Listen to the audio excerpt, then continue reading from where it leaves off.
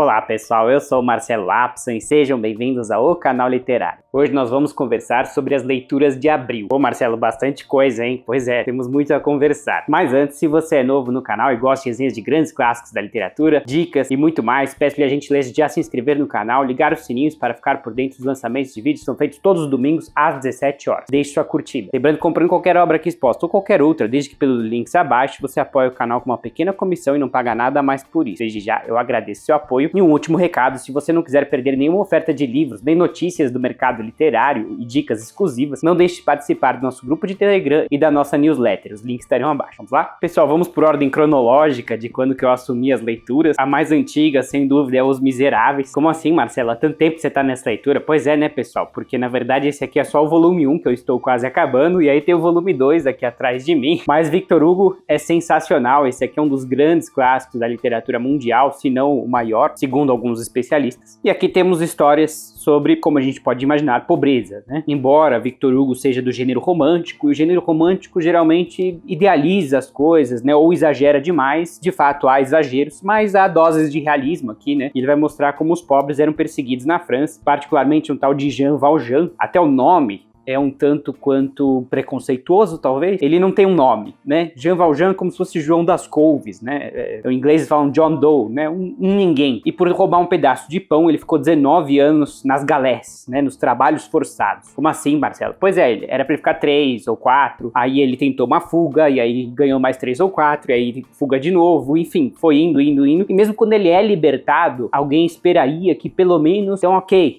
a capivara dele, né, como a gente diz em bom português, sumiu. E não, muito pelo contrário. Esse histórico conta e muito, e as pessoas não só não querem dar emprego pra ele, como ele não consegue nem uma estalagem. As pessoas têm medo dele, né? Ele é um forçado, né? Ele é alguém que fez trabalhos forçados, provavelmente ele fez algum crime terrível. O crime terrível dele era roubar um pedaço de pão. E naturalmente que, como o próprio autor disse, e imagino que seria muito possível, né? Tudo aquilo vai endurecendo o coração da pessoa. É difícil esperar que alguém que ficou 19 anos na cadeia ou nos trabalhos forçados seja uma pessoa bondosa, assim, né? O mundo ensinou ele a ser cruel, afinal o mundo foi cruel com ele, né? Então é muito triste esse ciclo vicioso, digamos, da violência, e acho que ele retrata aqui de maneira bem fiel, né, o que era ser um ex-criminoso, né? A gente vai acompanhando a história desse Jean Valjean e vários outros personagens que vão caindo na pobreza e na miséria, né? Há um pouco daquele exagero romântico, é claro, mas a prosa do Victor Hugo é sensacional e particularmente as digressões, né? Muita gente não gosta do Victor Hugo porque ele está te contando uma história e de repente não está mais. Agora ele está falando de alguma coisa que vai ter alguma mínima conexão lá no fim, e ele vai gastar umas 50, 100 páginas nessa digressão, mas eu acho que é aí que a gente vê realmente a genialidade do autor, né? E aqui eu passei pela Batalha de Waterloo, como eu disse nos stories no Instagram, não foi apenas a batalha em que Napoleão perdeu, mas senão também a batalha, né, que vários leitores de Victor Hugo debandaram em massa, né? Muitos me falaram que abandonaram a leitura quando chegaram nessa cena de Waterloo, que é a derrota de Napoleão. E eu particularmente falei, será que eu sou diferente e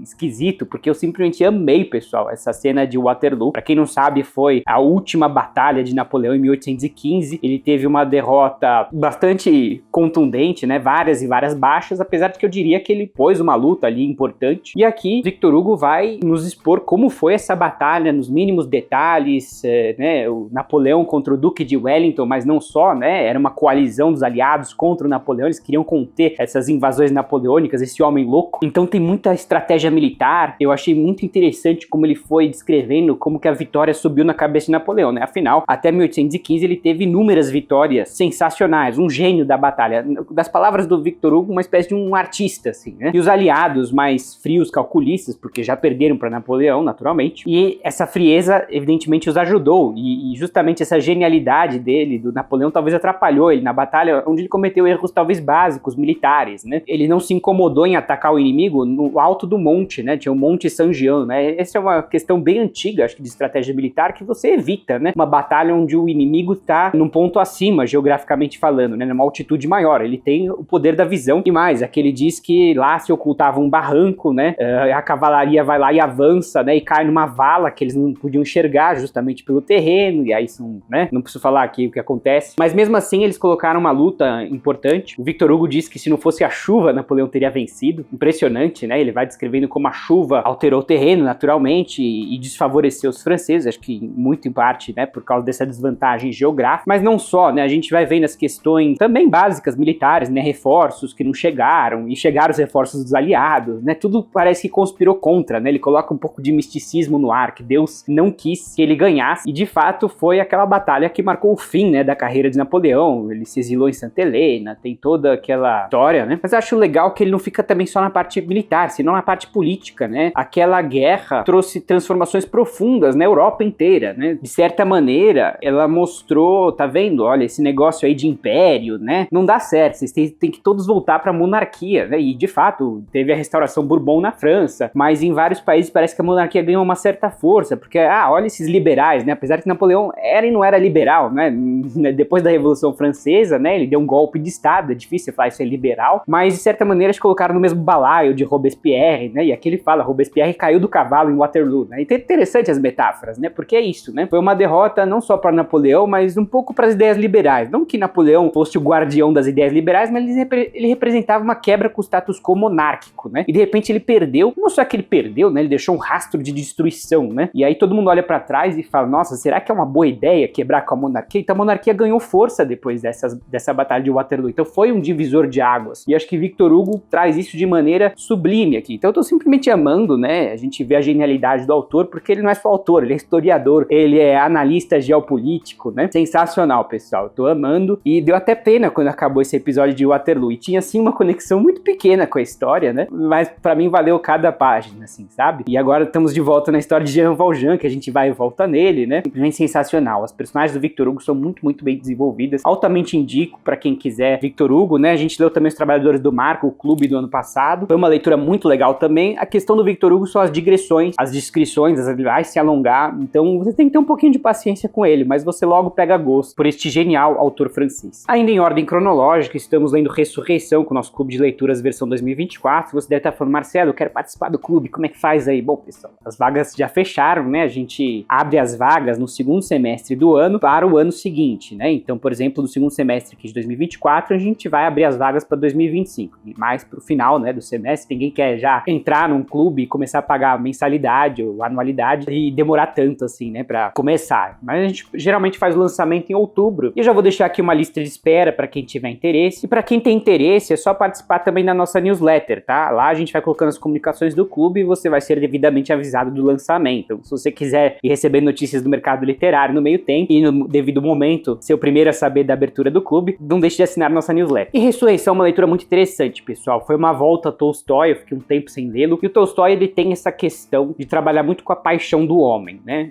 Os desejos, as pulsões do homem, particularmente pro lado machista. Acho que vocês podem entender o que eu quero dizer. Eu evito usar certas palavras aqui no YouTube para não sofrer qualquer tipo de sanção, mas aqui ele vai trazer a lascívia do homem, particularmente do lado egoísta em relação às mulheres. Acho que dá para entender bem o que eu tô falando. É um tema recorrente, até porque Tolstói, ele tinha esse problema, assim, ele fala de desejos incontroláveis com mulheres, ele traiu a esposa diversas vezes, teve relações fora do casamento, teve filhos fora do casamento, então muito provavelmente as experiências são, em boa parte, autobiográficas, como eu sempre falo, né? São escritores de ficção, mas que estão a todo momento colocando as suas vivências no papel. Mas aqui temos um romance que vai muito além dessas questões. Nehliudov, né, é um príncipe da aristocracia e ele tem essas relações com Maslova, uma criada, e ele se apaixona por ela, ele faz coisas erradas com ela, aí ele quer voltar atrás, ele se arrepende, né? Mas, como a gente pode esperar no realismo, né, seria muito banal, né, se de repente essa Maslova falar, não, eu perdoo você por tudo que você me fez de mal, né? Não, né, essa Maslova, eu não sei o que vai acontecer até o final, mas pelo menos aqui no primeiro momento, ela tem repulsa do Nehliudov, né? E o que acontece é que ela acaba caindo na prostituição e ela acaba se envolvendo num delito, não sabemos se ela é culpada ou não, mas o fato é que ela é condenada a trabalhos forçados. Nehliudov faz parte do jurado e por um erro dele, um lapso ali, ela acaba sendo condenada aos trabalhos forçados. Evidentemente ele queria protegê-la, ele vai atrás dela e tudo mais, né? Ele quer tentar salvá-la, ele tem muito dinheiro, né? Então quem tem muito dinheiro pode quase tudo, né? Bons advogados já ajudam bastante, conexões com o Senado, a gente vai vendo toda essa parte política, mas vai muito além disso, ao passo de que Nehliudov de repente começa a se dar conta da inutilidade e futilidade da aristocracia, mas mais do que da inutilidade, da maldade mesmo, né? Como que a aristocracia tá lá literalmente ferrando o povo, né? A questão latifundiária é muito bem explorada aqui, né? Os mujiks, né, os servos, camponeses, russos, por um lado foram libertados em 1861, que já é pós a libertação deles. Por outro, eles continuam presos à terra. Por quê? Porque eles contraem dívidas com o patrão, eles têm que comprar as ferramentas, têm que comprar sementes, né? E eles acabam se endividando com o patrão, porque o patrão põe preços abusivos, a terra é muito cara. Então, no fim, ele continua preso à terra, né? Ele começa a perceber isso, né? E ele começa a ter nojo, né? Repulsa dos seus contemporâneos, dos seus pares, né? Ele começa a falar, nossa, como esse cara consegue dormir de noite sabendo que ele tá maltratando milhares de famílias camponesas, né? E ele começa a doar as terras deles para os camponeses, ele começa a estudar ideólogos socialistas. E eu digo aqui com todas as letras, eu não sou socialista, eu sou a favor, sim, de políticas sociais. Eu entendo que o capitalismo é o sistema menos pior, você pode concordar ou discordar de mim. Eu sou uma pessoa de centro, eu sempre falo isso nos vídeos, mas é inegável que as ideias são contundentes, né? Assim, a gente começa a analisar as injustiças e eu acho que é possível, sim, pensar em soluções para que todos saiam ganhando, para que o dono das terras também ganhe, vai ganhar menos, mas que os camponeses possam sair dessa situação análoga à escravidão. Por um lado, eles foram servos libertos, né? Agora eles estão livres. Por outro, as condições financeiras não permitem essa liberdade plena, né? E eu acho que dá para achar, sim, um equilíbrio, é toda a ideia aqui. A gente vê que não é tão simples, né? Você fala assim, tudo bem, dá todas as terras para eles. Mas espera aí, tem terras boas e ruins, e quem pegar ruim, né? Ele começa a colocar como não é tão simples fazer uma redistribuição agrária, uma reforma agrária, né? Não é um tema simples. E eu acho que isso que é muito legal, ele vai expondo a complexidade do tema, e eu particularmente, eu achava que sabia, e quando você começa a ler o Tolstói, você vê que você não sabe. Então, é muito interessante, eu acho que você, inclusive, não precisa ser socialista para concordar que talvez haveria necessidade, sim, de uma reforma agrária, ou algo do gênero, talvez não nos moldes radicais, pega toda a terra e redistribui. Eu acho que tem equilíbrio, tem maneiras de todo mundo sair ganhando, assim. Eu tenho talvez essa inocência, essa ingenuidade, eu não sei. Mas a questão é que, de novo, eu acho que você não precisa ter as respostas. Os clássicos, uma coisa que eu vim trazendo aqui constantemente, eles te convidam a pensar, você não precisa saber a resposta, mas é importante você saber a pergunta. E eu acho que Tolstói faz a pergunta de uma maneira magistral, e a gente vai acompanhando não só, né, isso, mas como o Nekhlyudov vai se transformando, né, ele vai se tornando uma personagem, embora com muitos defeitos, uma consciência social. Ele começa a se preocupar com a parte mais fraca da equação, e ele é a parte mais forte, e ele começa a se questionar, mas peraí, mas se eu doar tudo agora, como é que eu vou ajudar a Maslova, né? Então ele tem os seus dilemas e conflitos, mas sensacional, pessoal. Memórias do Subsolo, de Fyodor Dostoiévski. Está sendo um retorno ao Dostoiévski, fazia tempo que eu não o lia. E aqui temos o Dostoiévski no seu niilismo, né, beirando aí uma depressão ou algo assim. Aqui temos um narrador em primeira pessoa que vai se lamentando de certa maneira da sua vida. Ele vai, na verdade, percebendo o quanto ela é patética e banal. E eu ainda tô tentando entender o que eu tô lendo, né, pessoal? Porque aqui são como se fossem confissões, né, de uma personagem, de que ela não tá mais aí pra vida, ela é uma pessoa azeda, digamos assim, né, ela maltrata os outros, mas não por maldade, simplesmente talvez pra validar a sua existência, né? É uma pessoa que tá com um certo vazio existencial. Mas as reflexões são muito interessantes. Uma delas é que a pessoa mais inteligente, ela não é mais feliz, né? É uma máxima, assim, né? Tem no inglês, né? Ignorance is bliss, né? A ignorância é uma bênção, né? A pessoa que ela acaba meditando demais na vida, ela acaba ficando infeliz, ela não fica mais feliz, né? Muitos filósofos contemporâneos são dessa teoria de que muita inteligência faz a pessoa ficar mais depressiva, né? É uma das reflexões aqui, mas não só, né? Ele vai trazendo outras. A gente sabe que o Dostoiévski, ele confronta o niilismo cara a cara, mas ele sempre acaba voltando para a questão religiosa. Ele entende que Deus é a salvação do niilismo, né? Se Deus não existe, tudo é permitido. Não só que tudo é permitido, como talvez a vida não tenha sentido algum. Então eu tô ainda esperando chegar nessa parte. Por enquanto o autor continua ateu aqui. E como Freud diz, né? É possível que os dois lados coexistam, né? Dentro do autor. Então Dostoiévski, de repente, ele é teísta, mas também é ateísta. Ele tem um lado que acredita em Deus, que crê, e outro lado que é questionador, um lado depressivo, niilista, né? No sentido de que, bom, a vida não tem sentido, nada tem valor, então... Uma leitura pesada e densa, mas tô lá. Dostoiévski, ele gosta daquela oralidade, aquela personagem que não para de falar, que vai matraqueando, como gostam de falar os tradutores. As personagens vão matraqueando, vão falando, e aí você fica meio, peraí, calma.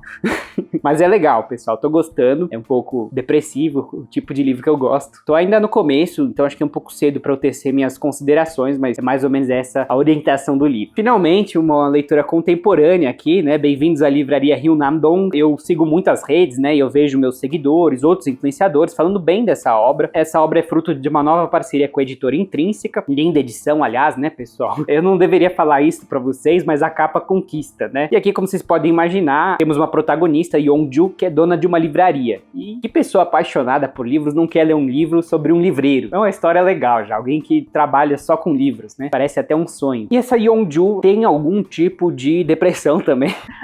Parece que eu gosto de livros assim, né, pessoal? Ela tá um pouco apática em relação à vida, ela chora, sem um motivo aparente. Depois as lágrimas vão secando e aquela coisa, né? Ela vai aos poucos se reabilitando na sociedade, na livraria. A livraria no começo é um fracasso, não sei se vai virar um sucesso, mas pelo menos ela começa a se movimentar e ela vai começar a receber os clientes e os clientes vão começar a fazer perguntas. Que livro você me recomenda, né? E aí a gente percebe que não é tão fácil você recomendar um livro pra alguém, né? Já para eu pensar nessa questão, essa obra conversa muito comigo que sou booktuber, porque parece fácil, leia esse livro. Sim, há livros de recomendações gerais, eu diria. Eu sempre falo da morte de Ivan Illich, são temas muito universais que eu acho difícil alguém não gostar, mas tem gente que não gosta também. Mas você recomendar um livro pra alguém implica, como a protagonista diz aqui, você conhecer um pouco da pessoa.